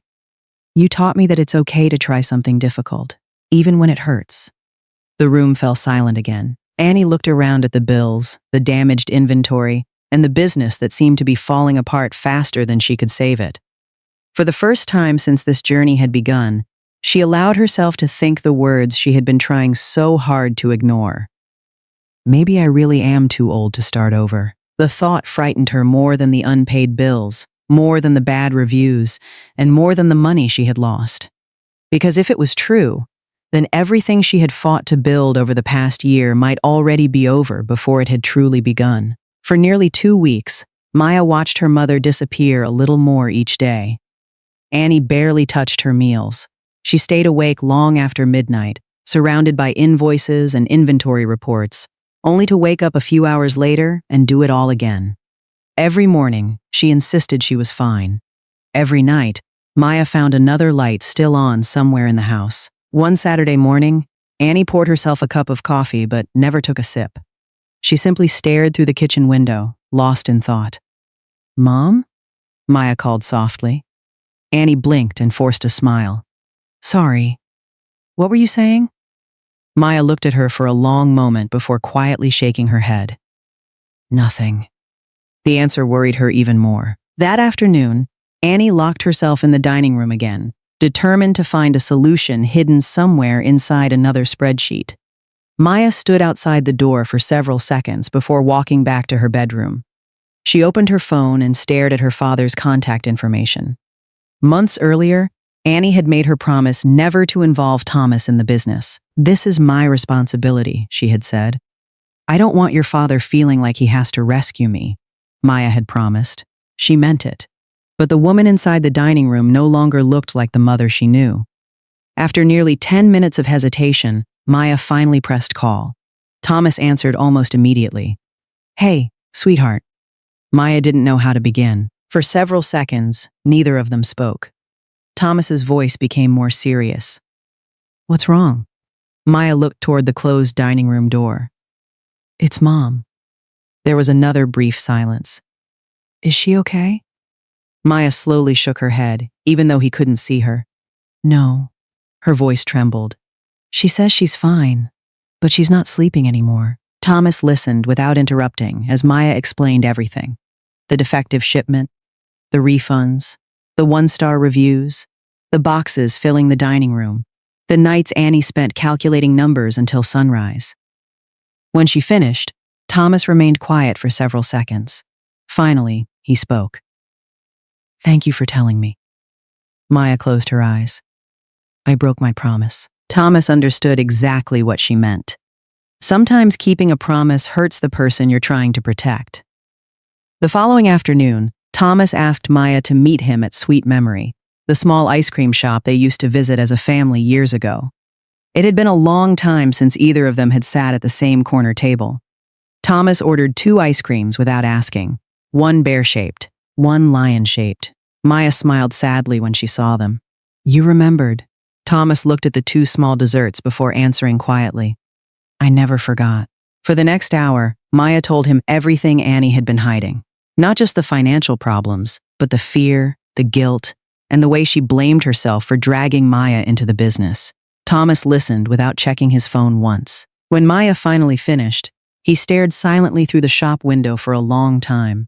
The woman who had once given up her own career so he could build his was now carrying a burden she refused to let anyone else share. He slowly stood up, placed a few bills on the table, and picked up his coat.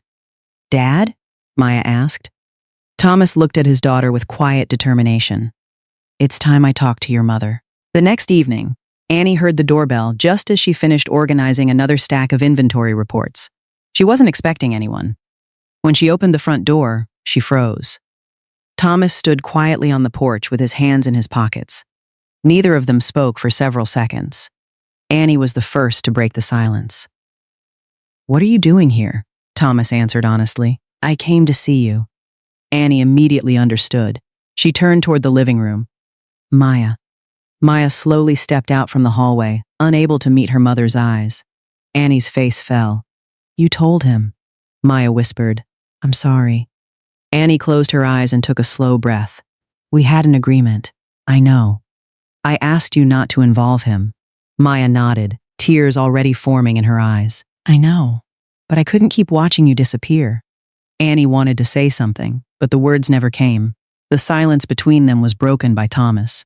Don't blame her. Annie looked at him sharply. This isn't your business anymore. Thomas didn't argue. You're right. He paused. But Maya is still our daughter. Annie folded her arms. If you're here because you feel sorry for me, you can leave. Thomas shook his head. I'm not here because I pity you. Annie waited. I'm here because I know what it looks like when someone carries too much alone. Annie laughed quietly, though there wasn't any humor in it. That's interesting coming from you. Thomas accepted the comment without defending himself. Probably. The room became quiet again. Finally, Thomas looked toward the dining table covered with invoices, refund receipts, and notebooks. Can I see everything? Annie frowned. Why? Because I want to understand what's happening before I say anything.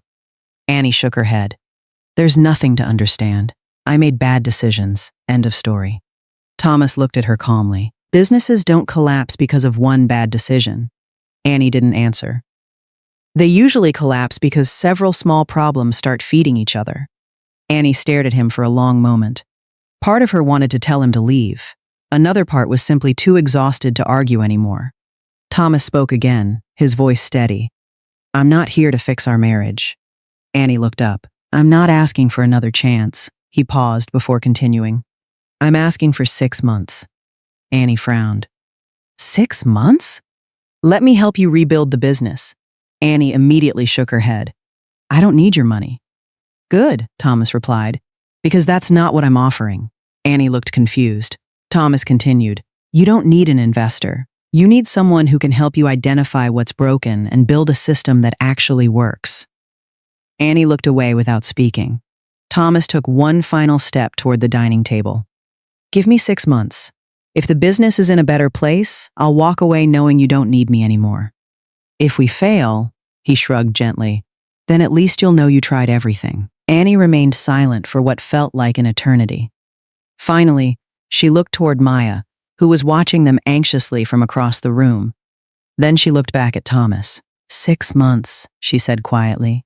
Business only. Thomas nodded once. Business only. It wasn't forgiveness. It wasn't reconciliation. But for the first time since the business began falling apart, Annie no longer felt like she was carrying the entire weight alone. The following morning, Thomas arrived carrying nothing but a laptop and a notebook. Annie expected him to spend a few minutes offering advice before leaving. Instead, he sat down at the dining table and looked around the room. I need everything, he said. Annie frowned. Everything? Sales reports, supplier invoices, refunds, inventory, customer reviews, everything. Annie quietly pulled stack after stack of documents from drawers and shelves. Within minutes, the dining table disappeared beneath spreadsheets, receipts, notebooks, and shipping records. Thomas opened his laptop without saying another word. For nearly 2 hours, the only sounds in the room were keyboard clicks and pages turning. Annie watched impatiently. Well, Thomas finally closed one spreadsheet. Your business isn't failing because people don't want the product. Annie folded her arms. Then why is it failing? Thomas turned the laptop toward her. Your designs improved after Maya helped you understand younger customers. The real problem is your supply chain. Every time poor quality inventory arrives, everything else collapses. Refunds increase, reviews fall, customers lose trust, and eventually your cash flow disappears. Annie slowly nodded. She had been treating every problem separately. Thomas was showing her how they were connected. I kept trying to fix the symptoms, she admitted quietly. Instead of the cause, Thomas finished. Annie looked down at the supplier invoices. So we need a better factory, a better manufacturing partner, Thomas corrected. You've been buying through trading companies. Every middleman between you and the factory reduces your control over quality. If you want consistent products, you need to work directly with the people making them. Maya looked up from the other side of the table. Can we even do that? Thomas smiled slightly. Yes. Annie looked at him. How? Thomas closed his laptop. We go to the source. Annie waited. China. The room became quiet. Annie had never traveled overseas for business. The idea sounded far beyond anything she had imagined when she first decided to sell phone cases from her dining room. You mean, actually visit the factories? Thomas nodded. Walk through them. Meet the owners. See the production lines. Ask questions face to face. Annie stared at him for several seconds. It sounded intimidating. It also sounded like exactly what she should have done from the beginning. She took a slow breath before asking the only question left. When do we leave? Thomas smiled for the first time that day. As soon as we're ready. Once Annie agreed to visit the factories, everything started moving much faster than she expected. Thomas didn't begin searching the internet himself. Instead, he made a single phone call to his executive assistant. I need a short list of reliable OEM phone case manufacturers, he said. Only factories with a proven export history, stable quality control, and experience working with international brands. By the following afternoon, detailed reports had already arrived in his inbox.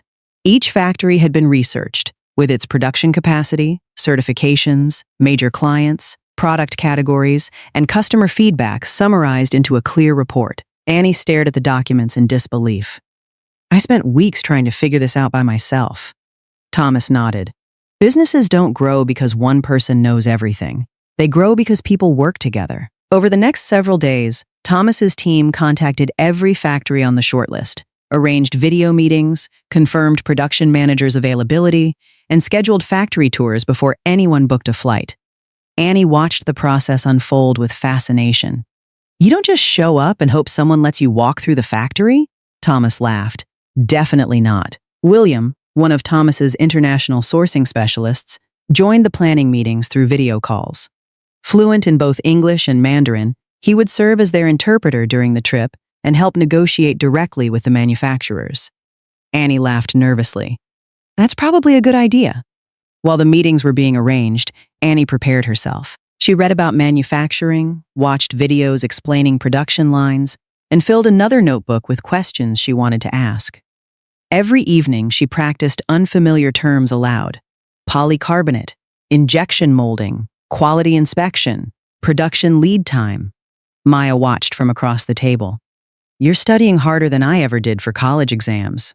Annie smiled. That's because this exam costs a lot more if I fail. A week later, their passports, visas, flight tickets, hotel reservations, factory schedules, and transportation plans were all confirmed. Thomas's assistant emailed everyone a detailed itinerary covering every meeting from the moment they landed until the day they returned home. Annie looked through the schedule one last time. Just a year earlier, she had been hoping someone would give her another job interview. Now she was preparing to fly halfway around the world to negotiate directly with manufacturers. Early the next morning, Annie locked the front door, picked up her suitcase, and looked back at the house for a brief moment. Maya smiled as she loaded the luggage into the car. Ready? Annie took a deep breath. This journey wasn't just about finding a better supplier anymore. It was about proving, to herself more than anyone else, that her story wasn't ending with failure. She smiled, climbed into the car beside Thomas, and together they headed toward the airport. After nearly 16 hours of flights and layovers, Annie stepped out of the airport into a city unlike anything she had ever seen. Towering buildings stretched across the skyline, while highways wound between rows of modern factories. Everything felt larger, faster, and more organized than she had imagined. "This doesn't look anything like the factories I pictured," she admitted. Thomas smiled. "Most people imagine old warehouses." William laughed. "You're about to see something very different." Early the next morning, the three of them arrived at their first factory. Annie stopped walking as the massive facility came into view. Hundreds of employees moved between production areas while automated lines produced and packaged phone cases with remarkable precision. She quickly realized that manufacturing wasn't just about machines. It was about systems, consistency, and quality control. Every few minutes, she added another note to her notebook. During one meeting, the factory manager asked what material they wanted. Annie hesitated. "Poly?" She looked helplessly at Thomas. "Poly?" Thomas smiled. "Polycarbonate?" Annie laughed, embarrassed. "I knew that." A little later, she misunderstood a question about minimum order quantities, and William quietly clarified it before translating her answer. "That's why William is here," Thomas said with a chuckle. Annie laughed with them, feeling the tension she had carried since arriving slowly disappear. As they visited more factories over the next 3 days, Annie grew noticeably more confident.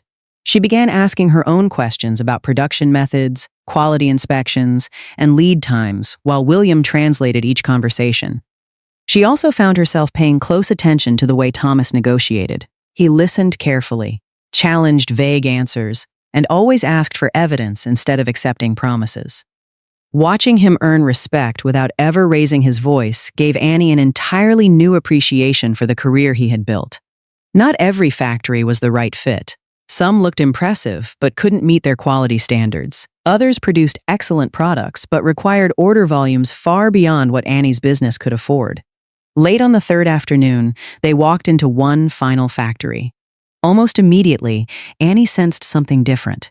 The production manager spoke honestly about both the factory's strengths and its limitations. There were no exaggerated promises, only clear answers backed by real production records. When Annie asked difficult questions, they answered each one patiently instead of avoiding them. As they left the meeting room, Thomas glanced toward her. "What do you think?" Annie looked back through the glass wall at the production floor one last time before smiling. "I think we've finally found the right partner." The following morning, Annie, Thomas, and William returned to the factory one final time. This visit wasn't about asking questions anymore. It was about making a decision.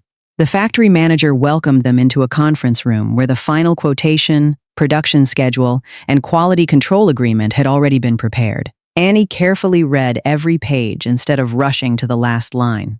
A few months earlier, she would have focused almost entirely on price. Now she paid just as much attention to inspection standards, material specifications, delivery timelines, and communication procedures. She paused before signing anything. "I'd like production samples from every new design before mass manufacturing begins," she said. William translated. The factory manager immediately agreed. Annie continued, "And I want quality inspection photos before the shipment leaves the factory." Again, the answer was yes. Thomas smiled quietly. He didn't say a word. Annie was already asking the right questions on her own. After one final review, she picked up the pen and signed the agreement. The factory manager reached across the table to shake her hand. "We're looking forward to working together," William translated. Annie smiled. "So are we." Before leaving, they walked through the production floor one last time. This time, Annie wasn't overwhelmed by unfamiliar machines or technical terms. She recognized each stage of production and imagined her own brand moving through those same lines in just a few weeks. Outside the factory, Thomas walked over beside her. "How are you feeling?" Annie thought for a moment. "When I came here, I thought I was looking for a factory." She smiled softly. I was actually looking for confidence. Thomas nodded. Did you find it? Annie looked back at the building one last time. I think I found something even better. What's that? A fresh start. William called out that it was time to leave for the airport. Annie took one last look at the place that had changed far more than her supply chain. It had changed the way she saw herself. As the car pulled away, she rested her head against the window and watched the factory disappear into the distance. The hardest part of the journey wasn't over yet. In many ways, it was only beginning. But this time, she wasn't afraid to keep moving forward. 3 weeks after returning from China, the first shipment from their new manufacturing partner finally arrived. Annie stood quietly in the dining room as she opened the first carton. She immediately picked up one of the phone cases and smiled. The material felt exactly like the approved sample. The buttons clicked perfectly. The print was sharp. The finish was smooth. She opened several more boxes. Every product matched the quality they had promised. Annie let out a long breath she didn't realize she had been holding. This is it, she whispered. Thomas picked up another case and inspected it carefully before handing it back with a satisfied nod. This is the quality your customers deserve, Annie smiled, and the quality our brand deserves. Over the next 2 days, Annie replaced every product photo on the website, updated the descriptions, and quietly relaunched the collection. This time, she didn't make a big announcement. She simply wanted the products to speak for themselves. Then she waited. The first few days passed without a single order. Annie tried not to refresh the dashboard every few minutes, but every notification still made her heart race before ending in disappointment. Thomas noticed, but didn't say anything. He knew waiting was part of the journey. On the morning of the 4th day, Annie was arranging products on a shelf when she heard Maya's voice from the living room. Mom? Annie looked up. Maya was staring at the laptop screen. Come here. Annie walked over, trying not to expect too much. Then she saw it. New order. She froze. Thomas quietly walked into the room behind her as Annie clicked the notification. A customer had ordered one phone case from the new collection. She refreshed the page once, just to make sure. The order was still there. It was real. Annie slowly covered her mouth as tears filled her eyes. Thomas smiled before she even looked at him. Somehow, he looked happier than she did. Maya laughed. Dad, why are you smiling like you just won the lottery? Thomas kept his eyes on Annie. Because this order means more than selling one phone case. Annie wiped away a tear and looked at him. Thomas smiled softly. It means you were right not to give up. Annie couldn't stop crying. This wasn't because of the money. The profit from one order wouldn't change their lives. This customer would receive a product that truly reflected the brand Annie wanted to build. There were no shortcuts, no compromises, just honest work finally reaching the right person. A few minutes later, another notification appeared, then another later that afternoon. They weren't enough to call the business successful, but they were real customers choosing their products because they wanted them, not because of discounts or luck. That evening, Thomas closed Annie's laptop before she could refresh the dashboard again. She looked at him in surprise. What are you doing? Thomas smiled. We're going out. Annie laughed. For what? He picked up his car keys. To celebrate. Annie shook her head. We only sold a few phone cases. Thomas smiled as he held the front door open for her. Exactly. Thomas drove across town without telling anyone where they were going. Annie assumed he had chosen one of their favorite neighborhood restaurants. Instead, the car stopped beneath the entrance of one of the city's most elegant steakhouses. A valet opened Annie's door before she reached for the handle. She looked up at the building, then turned to Thomas in disbelief. You've got to be kidding, Thomas smiled. What? Annie laughed. This place? He shrugged. I heard the steaks are pretty good. Annie shook her head. They're also incredibly expensive. Thomas simply offered his arm. Come on. As they walked inside, Annie glanced down at her outfit. I wasn't exactly dressed for a place like this. Thomas looked at her without hesitation. You look beautiful, Annie smiled. You always say that. Because it's always true. The hostess guided them to a quiet table overlooking the city skyline. Over dinner, they talked about everything except work. Maya shared funny stories from her office, and Annie laughed until tears formed in her eyes as Thomas described a disastrous board meeting that had somehow ended with everyone ordering pizza. For the first time in what felt like years, The conversation wasn't about bills, suppliers, refunds, or problems waiting to be solved. It was simply a family enjoying dinner together. When the waiter placed the check on the table, Annie glanced at it without thinking. Her eyes immediately widened. "Thomas?" He looked up calmly. "What?" Annie turned the receipt toward him. "This dinner costs almost $5,000. Thomas nodded. "About that," Annie laughed. "Do you realize that's more than I've made from all my first orders combined?" "I do," she stared at him. "You've officially spent more celebrating my business than my business has earned." Thomas smiled, reached across the table, and gently took her hand. "Annie," she looked into his eyes, "I'm not celebrating these orders." She stayed silent. "I'm celebrating the woman who finally found herself again." Annie felt her smile slowly disappear as emotion filled her eyes. Thomas continued quietly. "When we divorced, you believed your life was over. You thought your best years were behind you. You doubted yourself every single day." He squeezed her hand gently. "But look at you now. You learned an entirely new industry. You built a brand from nothing. You flew halfway around the world because you refused to settle for average. And today," he smiled with unmistakable pride, "someone you've never met chose something you created." Annie felt tears gathering in her eyes again. This wasn't about a few phone cases. It wasn't about profit. It wasn't even about the business anymore.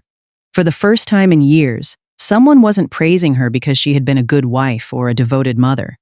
Thomas was proud of the person she had become. He lifted his glass. "To new beginnings." Maya immediately raised hers. "To Mom." Annie smiled through her tears as she picked up her own glass. "To second chances." Their glasses touched softly above the table. In that quiet moment, Annie finally believed something she hadn't allowed herself to believe since the day her marriage had ended. She wasn't rebuilding the life she had lost. She was creating one that was entirely her own. The next morning, Annie woke up before sunrise out of habit. Before making coffee, she opened her Shopify dashboard. One new order had arrived overnight. She smiled quietly, printed the shipping label, slipped a handwritten thank you card into the box, and carefully packed the phone case herself. It wasn't glamorous work, but she enjoyed every second of it. After years of helping build other people's dreams, she was finally building one of her own. Over the following weeks, the orders arrived little by little. Some mornings there were none. Other days, her phone buzzed several times before dinner. The numbers were still small, but unlike before, they kept coming. More importantly, the customers were happy. Instead of refund requests, Annie began receiving messages that made her smile. "The quality is amazing. Exactly like the pictures. It fits perfectly. I'll definitely order again." She read every review at least twice, sometimes reading them aloud to Maya, who laughed every time Annie reacted as though she had just won an award. One evening, Thomas found Annie smiling at her phone. "Another order?" he asked. Annie shook her head. "Even better." She handed him a 5-star review from one of her earliest customers, complete with photos of the phone case in everyday use. Thomas smiled. "That's worth more than an advertisement." Annie nodded. "It means someone actually loves what I made." Months passed, and the first production run gradually sold out. Standing in the garage and looking at the empty shelves where dozens of boxes had once been stacked, Annie remembered wondering if she would ever sell them all. Without hesitation, she placed a second order with the factory in China. This time, she knew exactly what materials, packaging, and quality standards she wanted, and the factory already understood her expectations. While waiting for the shipment, Annie continued talking with customers, collecting feedback, and improving her designs. When the new products arrived, she uploaded them to the website and quietly returned to packing orders instead of constantly refreshing the sales dashboard. Before long, something surprising happened. Customers who had purchased months earlier began returning. Some ordered different colors. Others bought matching cases for family members or friends. One afternoon, Annie pointed excitedly at her computer. "Thomas, look!" He walked over. "What is it?" Annie smiled. "Remember Emily? She was one of our first customers." Thomas nodded. "She just placed another order." Thomas grinned. "That's the best kind of customer." Annie smiled back. "She's not buying because she saw an ad anymore. She's buying because she trusts us." As the months passed, The garage slowly transformed into a real fulfillment space. Shelves lined the walls, stacked with inventory, packing supplies, and shipping materials. Every afternoon, Annie packed the day's orders before driving them to the courier herself. It wasn't a large business, and it wasn't making headlines, but it was steady, honest, growing one customer at a time. One evening, after finishing another stack of shipments, Annie looked around the crowded garage. There was barely enough room left to move between the shelves. Thomas walked in carrying another carton of packing supplies. "What are you thinking?" Annie smiled. "I think we've finally outgrown the garage." Thomas laughed softly. "I was wondering how long it would take before you said that." Annie looked toward the open garage door, imagining a small storefront with her brand's name above the entrance. For the first time, the dream no longer felt impossible. It felt like the natural next step. Nearly 2 years had passed since Annie received her very first order. What had once begun as a few shelves in the garage had steadily grown into a business that no longer fit inside the house. Every available corner was occupied by inventory, shipping supplies, printers, and neatly labeled boxes. Even the dining room occasionally became a packing station during busy weeks. One Saturday morning, Annie looked around the house and laughed. "I think our home officially became a warehouse." Thomas smiled. "I'd say that's a good problem to have." Annie nodded. "I think so too." Later that afternoon, they drove around the city looking at small retail spaces. Annie wasn't searching for anything extravagant. She simply wanted a place where customers could see the products for themselves. After visiting several locations, one small corner storefront immediately caught her attention. It wasn't large, and it needed a little work, but sunlight poured through the front windows, making the space feel warm and welcoming. Annie slowly walked across the empty room, imagining display shelves, a checkout counter, and a small worktable in the back for packing online orders. Thomas quietly watched from the doorway. "You like this one?" he said. Annie smiled without taking her eyes off the room. "I can see it." "See what?" "My store." A few weeks later, after signing the lease and finishing the renovations, Annie unlocked the front door for the very first time. Above the entrance hung a simple black sign with elegant white lettering displaying the name of her brand. Inside, every display had been arranged by hand. Phone cases were organized by model and color, matching accessories sat neatly beside them, and small plants gave the store a warm, personal feel. On opening day, Maya walked through the door carrying a bouquet of flowers. "Congratulations, Mom." Annie accepted them with a smile. "Thank you." Maya looked around before laughing. "You know what?" Annie raised an eyebrow. "What? You used to get nervous just walking into job interviews." Annie smiled. She remembered sitting outside office buildings, rehearsing answers and wondering whether anyone would give a 42-year-old woman another chance. Back then, she had hoped someone would choose her. Today, she no longer needed anyone's permission to build the life she wanted. Thomas walked over and placed a small framed photo on the checkout counter. It showed Annie on her very first packing day in the garage, smiling while holding a single shipping label. Annie laughed. "You kept this?" Thomas nodded. "I wanted you to remember where all of this started." Annie looked around the little store once more. Every shelf, every product, and every customer represented something far more valuable than success. They represented the confidence she had fought so hard to find again. As the bell above the door rang to welcome another customer, Annie smiled warmly and stepped forward to greet them. This time, she wasn't introducing herself as someone looking for work. She was welcoming them into a business she had built with her own hands. By the second year, Annie's little store had become part of the neighborhood. Regular customers stopped by just to say hello. Parents brought their teenagers in to pick out new phone cases, and many people knew Annie by name. Life had settled into a peaceful rhythm. Thomas continued running his company while Annie spent her days at the store. Every evening, no matter how busy they were, they met for dinner with Maya, Rich, and Bella whenever everyone's schedule allowed. Somewhere along the way, they had stopped feeling like two people trying to fix a broken marriage. They had simply become partners again. One Friday afternoon, Thomas walked into Annie's store carrying a small envelope. Annie smiled. "What are you hiding this time?" Thomas placed the envelope on the counter. "Keep next weekend free." Annie narrowed her eyes. "Why?" "Family vacation." "Where?" "Where?" "It's a surprise." Annie laughed. "Every time you smile like that, I know you're hiding something. Thomas only grinned. You'll find out soon enough. The following Saturday, the whole family set off before sunrise.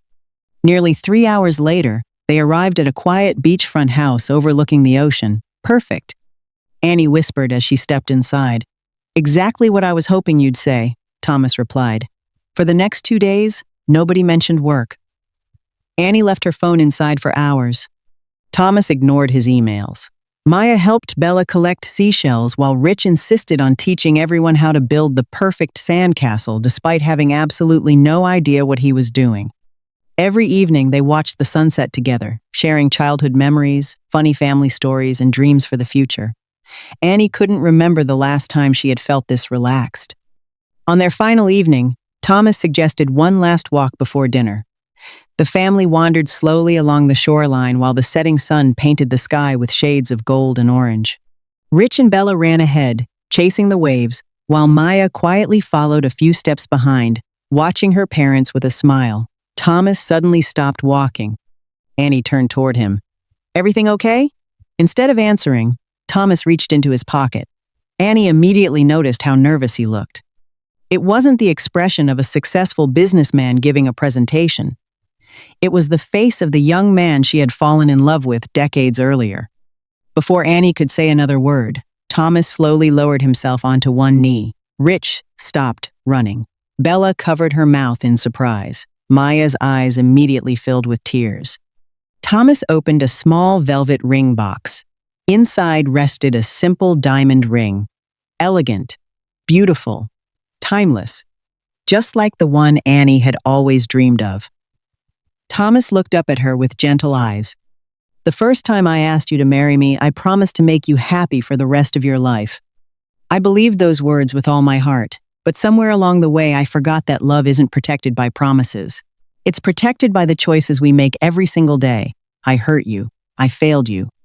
And those are things I'll regret for the rest of my life. Annie felt tears rolling down her cheeks as Thomas continued. I'm not asking you to marry me again because I want to erase our past. I don't want to pretend those painful years never happened. They changed both of us. They taught us things we should have learned much sooner. I'm asking because we've both become different people.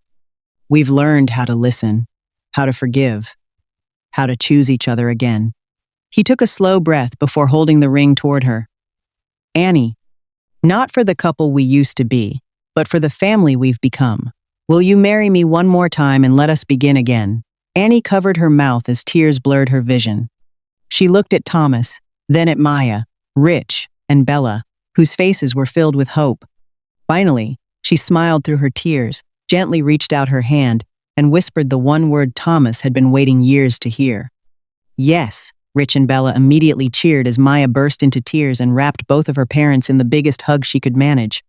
Thomas slipped the ring onto Annie's finger before pulling her into his arms. As the sun slowly disappeared beneath the horizon, the family stood together on the beach, knowing that this proposal wasn't about forgetting the past. It was about choosing the future together. The wedding took place 3 months later, on a quiet Saturday afternoon by the same beach where Thomas had proposed. Annie didn't want a grand ballroom or an extravagant celebration. She had already experienced all of that once and knew beautiful decorations couldn't guarantee a happy marriage. This time, she wanted something simple, surrounded by the people who had stayed with her through the hardest years of her life. Their closest relatives gathered beneath a white floral arch facing the ocean, while the sound of gentle waves replaced the music of a traditional wedding hall. Maya stood proudly beside her mother, straightening Annie's dress one final time before the ceremony began. You look beautiful, Maya whispered. Annie smiled through watery eyes. Thank you. Maya gently squeezed her mother's hand. No, thank you for never giving up. If you had accepted that miserable life, none of us would be standing here today. Annie pulled Maya into a long embrace. I almost gave up. Maya shook her head. But you didn't. At the other end of the aisle, Thomas adjusted his tie yet again. Rich laughed. Grandpa, you've negotiated multi-million-dollar contracts without breaking a sweat. Thomas smiled nervously. None of those meetings mattered as much as the next 10 minutes. Everyone laughed. As the ceremony began, Annie slowly walked down the aisle with Maya by her side. Thomas couldn't take his eyes off her. Decades earlier, He had watched the same woman walk toward him full of hope. Today, she walked toward him carrying wisdom earned through heartbreak, forgiveness, and resilience. When Annie reached him, Thomas whispered, "You're breathtaking." Annie smiled softly. "You said that the first time, too." Thomas smiled. "I meant it then. I mean it even more now." The officiant welcomed everyone before inviting them to exchange their vows. Thomas spoke first. "Years ago, I promised to love you without truly understanding what love required. I thought providing a comfortable life was enough. I was wrong. Real love is choosing someone even when life becomes ordinary. It's listening before speaking. It's standing beside each other during failure, not just success. I can't promise to be perfect, but I can promise that I will never stop choosing you." Annie wiped away another tear before beginning her own vows. "I used to believe forgiveness meant pretending nothing happened. Now I understand it means refusing to let yesterday steal tomorrow. I don't stand here because our past was perfect. I stand here because we both had the courage to change. Thank you for believing in me when I had stopped believing in myself. Thank you for loving the woman I became instead of wishing I were still the woman I used to be." There wasn't a dry eye among the guests. Even Rich quietly wiped away tears while Bella openly cried beside him. When the officiant pronounced them husband and wife once again, applause erupted across the beach. Thomas kissed Annie gently as everyone celebrated. During the reception, family members shared stories that filled the evening with laughter. Just before sunset, Maya stood to give the final toast. "When I was younger, I thought a successful marriage meant two people who never fought. As I grew older, I realized that's impossible. Every family faces storms. What matters is whether the people inside that family are willing to grow, admit when they're wrong, and keep choosing each other. Mom, Dad, thank you for teaching me that it's never too late to become better people." Everyone raised their glasses. Annie looked at Thomas, smiled, and intertwined her fingers with his. For the second time in their lives, they had become husband and wife. But unlike the first wedding, this marriage wasn't built on youthful dreams or unrealistic promises. It was built on experience, forgiveness, humility, and the quiet confidence that love, when cared for every day, could always find its way home.